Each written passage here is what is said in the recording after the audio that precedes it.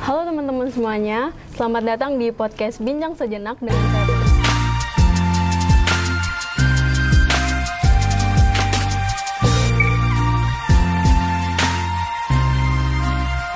Dengan saya Putri Sinta dan kita kedatangan case yang sangatlah spesial pada saat ini yaitu Kak Kris Budiman. Halo Kak Kris. Halo. Oke, for your information, Kak Kris ini adalah seorang penulis naskah, konten creator, dosen, dan juga sekarang menjadi seorang sutradara. Itu bukan dosen deh kayaknya. Oh, bukan dosen? Bukan dosen, nggak ada sejarahnya jadi dosen. Oke, beda ini ya, beda orang. Beda orang gitu. Pasti kamu ini ya, cari di Google ya? Iya, informasi.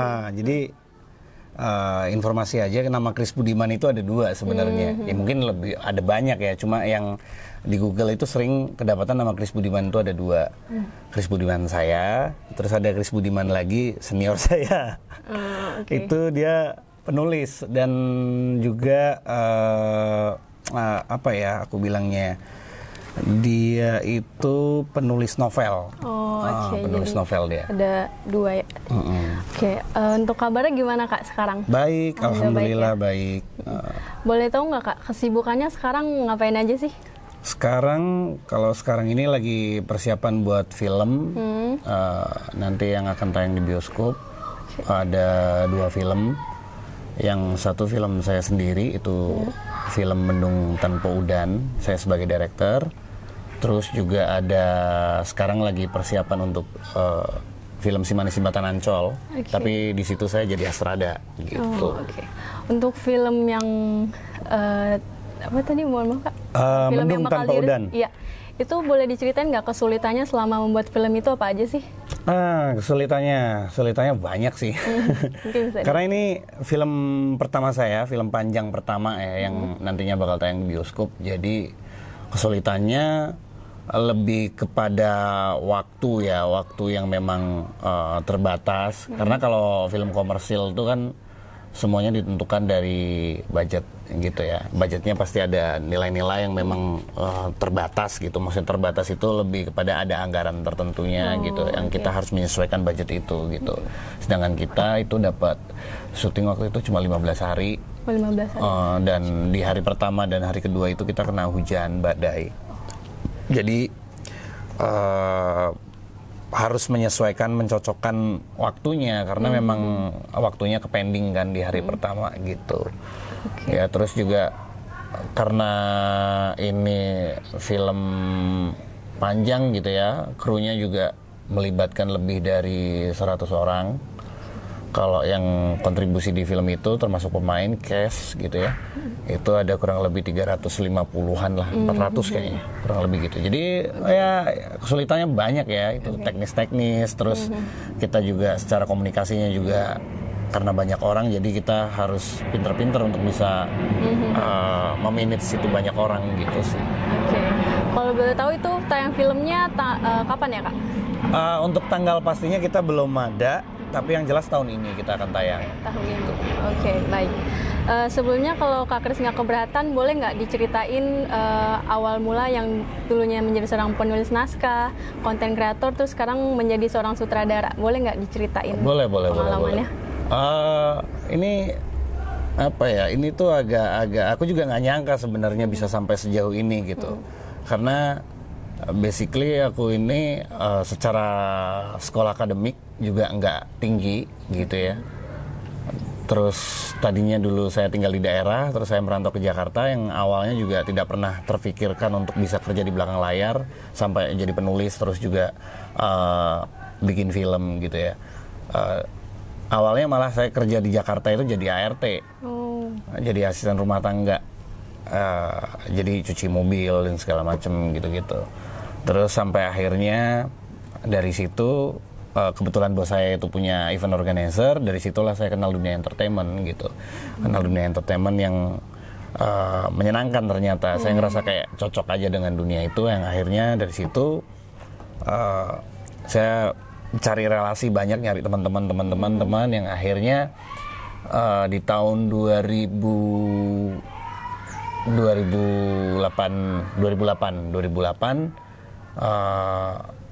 saya dapat tawaran untuk diajak menjadi kru film gitu. Jadi kru film 2008 jadi kru film. Akhirnya saya ngerasa suka nih dengan apa ya, dunia broadcast, dunia perfilman tuh saya sangat suka gitu. Yang akhirnya saya belajar terus gitu, ngikut orang sana sini. Terus akhirnya ini ngomongin dari film dulu ya, dari sisi film gitu. Kalau dari film tuh begitu, jadi ngikut-ngikut orang, terus sampai akhirnya nge-challenge diri sendiri untuk bisa upgrade lebih gitu. Karena aku tuh orangnya suka tantangan gitu dan tidak cepat puas gitu. Jadi kalau udah bisa menguasai satu hal, saya mencari hal baru, terus nge-upgrade diri sendiri terus gitu. Sampai akhirnya di tahun 2022 kemarin saya dapat tawaran untuk membuat film pertama saya gitu. Nah, kalau untuk yang content creator itu jadi memang urutannya itu memang bebarengan sih sebenarnya. Jadi awal saya kerja di pertama kali saya ke Jakarta itu tahun 2005, saya jadi ART, terus saya belajar dunia entertainment, pertamanya di IO, event organizer gitu ya. Terus akhirnya di tahun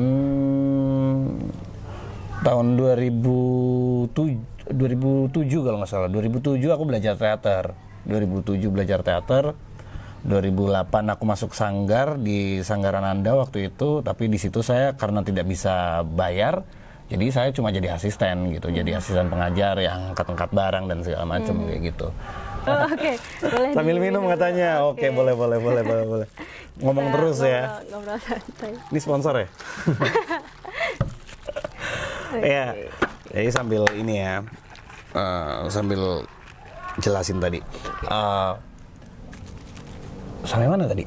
Lupa aku. Sampai di 2007 di teater. Ya, di 2007 di teater, terus aku kan sempat balik kampung juga, terus akhirnya ke Jakarta lagi di 2008, terus akhirnya saya jadi asisten di Sanggaran Anda itu, jadi bantuin pengajar-pengajar di sana. Saya belajar acting juga di situ, jadi tadinya basicnya belajar teater di kampung, terus waktu di Jakarta lagi saya belajar mendalami seni peran gitu. Terus 2008 itu berbarengan saya juga ditawarin untuk jadi kru film. Belajar terus sampai akhirnya di tahun 2012 saya ngedirect pertama bikin video klip waktu itu. Video klipnya Yuki Kato. Terus sampai akhirnya di tahun 2013 happeningnya sosial media, awal-awal Instagram udah mulai rame dengan konten kreator 15 detik ya kalau nggak salah dulu tuh. Terus akhirnya coba kayaknya menarik gitu. Saya ngelihat ada peluang di sana. Saya ngelihat bahwa dunia digital kayaknya akan menjadi hal yang sangat menarik. 2015 akhirnya saya ketemu sama Mat Kucil waktu itu. Mat Kucil itu konten kreator gitulah. Kebetulan dia juga sering bantuin saya kalau misalkan waktu saya di kru film suka cari-cari main gitu di agensi gitu. Dah akhirnya ikut dia, terus ketemu Ricis, saya bantuin dia untuk main juga, terus bantu nge-shootin juga, terus nulisin ide juga. Terus akhirnya tuh berjalan, jadi semuanya dikerjain. Kalau ada syutingan ya syuting, kalau nggak ada ya aku bikin konten gitu. Sampai akhirnya di tahun 2017 kontenku bareng sama Maili itu meledak, terus akhirnya banyak orang yang tahu. 2018 aku memutuskan untuk bikin konten sendiri, namanya Diari Ojol. Jadi waktu itu saya personalnya itu bikin ojek gitulah. Terus dari situ rame, terus akhirnya karena di tahun 2010 itu saya udah tahu passion saya, tujuan saya, goal saya apa untuk menjadi sutradara. Akhirnya saya bikin short movie gitu di YouTube, di Instagram gitu-gitu. Nah ternyata portfolio itu, konten-konten yang saya buat itu yang bisa mengantarkan saya akhirnya bisa bikin film panjang. Gitu. Keren banget ya. Oke, dulu kan kakak udah pernah cobain dari penulis naskah, terus kan juga konten kreator. Boleh diceritain nggak kayak hal yang dikangenin gitu sebelum menjadi seorang sutradara tuh ada nggak? Sebelum menjadi sutradara hal-hal yang dikangenin gitu? Yang dikangenin apa ya? Karena dulu tuh teman seperjuangan pasti ada ya. Dulu tuh banyak teman-teman barengnya yang sama-sama punya mimpi yang sama. Jadi gini, saya bisa sampai sejauh ini itu karena circle sebenarnya. Pergaulan saya yang membawa saya sampai sejauh ini gitu. Jadi saya dari dulu tuh memilah teman gitu. Teman tuh banyak banget. Temanku banyak dari yang A, B, C, Z sampai manapun tuh ada gitu. Cuma lambat laun saya tahu cara untuk bisa sampai ke sebuah tujuan itu kita harus masuk ke dalam golongan-golongan yang memang sama tujuannya untuk bisa apa ya bersinergi. Jadi teman-teman saya itu rata-rata konten kreator, orang film, dan saya memang mainnya sama mereka gitu. Jadi kalau ada yang bilang tuh gini, salat bapak saya. Jadi orang tuh ada yang bilang gini, kalau kamu mau bau wangi, kamu mainnya sama penjual parfum. Kalau kamu pengen jago bahasa Inggris, nongkrongnya sama bule, gitu. Jadi kalau kamu pengen sesuatu hal, kamu harus tahu kamu mainnya sama siapa, karena disitulah yang akan bisa membawa dampak dalam hidupmu gitu. Jadi yang dikangenin, kalau dari pertanyaan yang tadi adalah yang dikangenin adalah teman-teman seperjuangan yang dulu gitu, teman-teman yang bareng kayak Mat Kucil, terus Mail, zaman momennya itu saya kangenin dengan orang-orangnya juga. Terus ada Ricis dan segala macam. Dulu kan waktu masih umur 20-an tuh spiritnya gede banget gitu, terus solid gitu. Hal-hal itu sih yang bikin kangen gitu. Oke. Kalau menurut Kak Kris nih, lebih enak mana sih jadi seorang penulis naskah atau menjadi seorang sutradara kayak sekarang? Kalau ngomongin enak mana, semuanya enak ya. Kalau kita bekerjanya pakai hati gitu. Kalau kita suka, kita cinta dengan apapun yang kita kerjakan, semuanya akan jadi enak gitu. Kalau balik lagi pertanyaannya, nulis naskah atau jadi sutradara, kalau saya memang passion dan goalsnya memang jadi sutradara. Jadi kalau milih jadi sutradara gitu. Tapi kalau ngomong mana yang lebih enak, semuanya enak ya, karena memang saya punya prinsip, saya mengerjakan sesuatu hal itu yang memang saya sukain gitu. Saya mengerjakan apapun pekerjaan saya itu yang memang ya saya mau mengerjakannya, bukan karena terpaksa gitu, bukan karena dorongan siapapun, tapi memang keinginan saya sendiri, saya mau mengerjakannya, jadi enjoy gitu. Kan gak enak ya kerja ya walaupun duitnya banyak mungkin, tapi karena dorongan tertentu, mau nggak mau pasti ada sisi lain, dari diri kita itu pasti yang akan kayak ngerasa kayak enggak, aku tuh pengennya ini. Makanya banyak, misalkan kayak contoh gini, ada orang yang kerja kantoran tapi akhirnya ujung-ujungnya berwirausaha karena memang sebenarnya dia lebih suka berwirausaha. Cuma batu loncatannya dia harus bekerja gitu loh, untuk menstabilkan secara finansialnya, secara ekonominya begitu. Jadi memang ya sebenarnya apapun pekerjaannya, sebenarnya kalau kita mengerjakannya dengan hati itu pasti akan menyenangkan, gitu aja sih. Oke. Untuk motivasinya apa sih Kak sampai mau ngelakuin semua hal itu? Motivasinya mengerjakan semua yang aku kerjakan. Motivasinya karena uang. Oh ya. Iya. Enggak lah. Jadi motivasinya gini, kalau secara realistisnya ya memang semuanya karena uang gitu ya, karena memang kita butuh uang sebagai penunjang hidup kita gitu, biar kita bisa mendapatkan apa yang kita mau di dalam dunia ini gitu. Secara logiknya begitu. Karena apa ya? Karena juga keinginan juga, karena memang saya pengen merubah. Karena basicnya kan saya dari keluarga yang nggak mampu nih gitu ya. Jadi saya pengen keluar dari zona itu gitu, mau memutus rantai kemiskinan dari keluarga saya, biar saya bisa menciptakan banyak lapangan pekerjaan, bisa ngebantu orang, impiannya gitu. Tapi kalau secara secara dalamnya nih, kenapa saya mau melakukan semuanya, terutama di dalam berkarya gitu ya, aku tuh pengen meninggalkan sebuah legacy gitu. Jadi nggak mau kayak orang-orang yang ini nggak salah ya, nggak salah, semua hidup kan pilihan gitu. Tapi saya memilih untuk hidup yang bisa meninggalkan sesuatu ketika nanti saya mati, saya punya peninggalan karya yang memang orang itu masih bisa nikmatin. Orang-orang di sekitar saya tetap bangga, anak-anak cucu saya juga bangga ngelihatnya gitu loh. Jadi itu sih yang bikin saya terus semangat mau mengerjakan berkonten, bikin film dan segala macam, ya itu. Nggak mau yang monoton, hidup lahir, mati, kerja, nikah, terus punya anak, meninggal, that's it gitu. Nggak mau yang begitu, harus ada momen-momen yang memang bisa dikenang sama betul gitu orang-orang terdekat ya Pak. maupun orang luar ya. Yang Pak ya paling enggak hal-hal yang baik gitu, yang positif, yang bisa menjadi bermanfaat buat orang banyak gitu sih. Oke. Kalau yang saya dengar kan cerita-cerita Kak Kris nih, pengalamannya sebelum jadi sutradara kan cukup hebat banget ya, kayak banyak banget perjuangannya gitu sebelum sekarang menjadi sutradara kayak sekarang. Kalau boleh tahu Kak Kris ini lulusan dari mana ya? Kalau lulusan apa nih?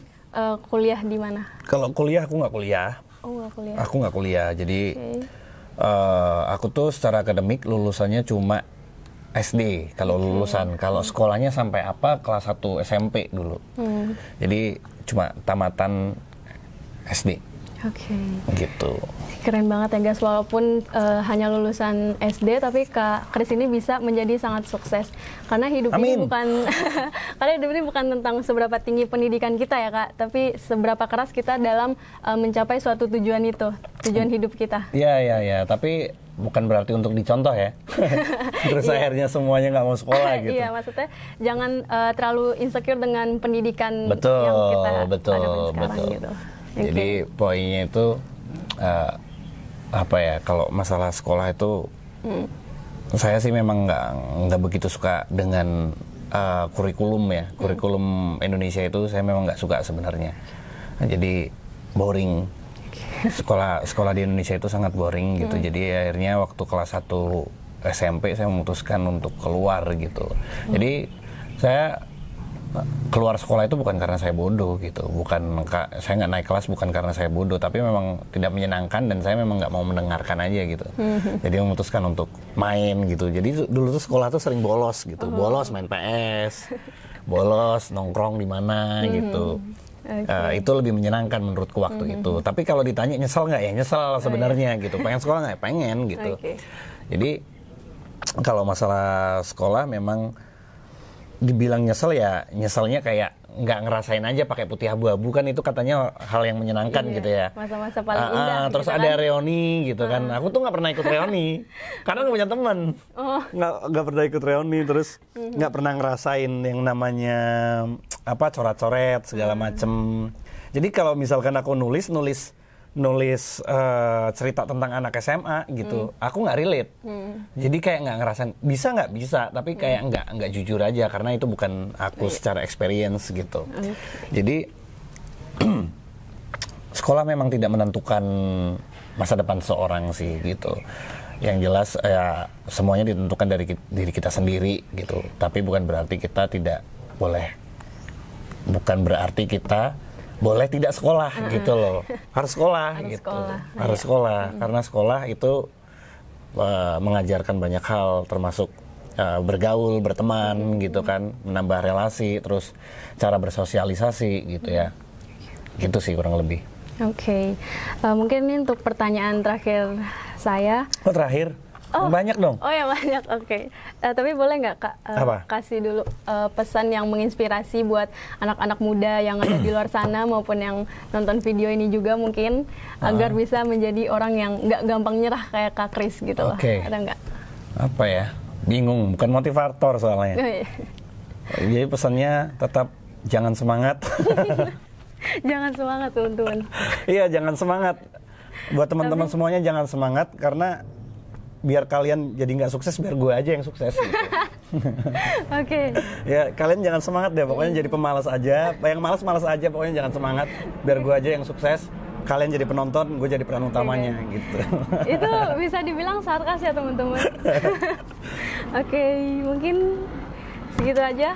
Udah, mungkin segitu aja pertanyaan dari saya. Kak, makasih udah mau datang dan mengisi acara podcast kita. Terima kasih. Yang dengan cerita-cerita pengalaman Kak Kris yang sangatlah penuh perjuangan hingga menjadi seperti ini sekarang. Terima kasih ya, Kak. Terima kasih banyak. Terima kasih banyak sudah ngobrol-ngobrol. Oke. Sampai jumpa di podcast selanjutnya, guys. Dadah. Bye.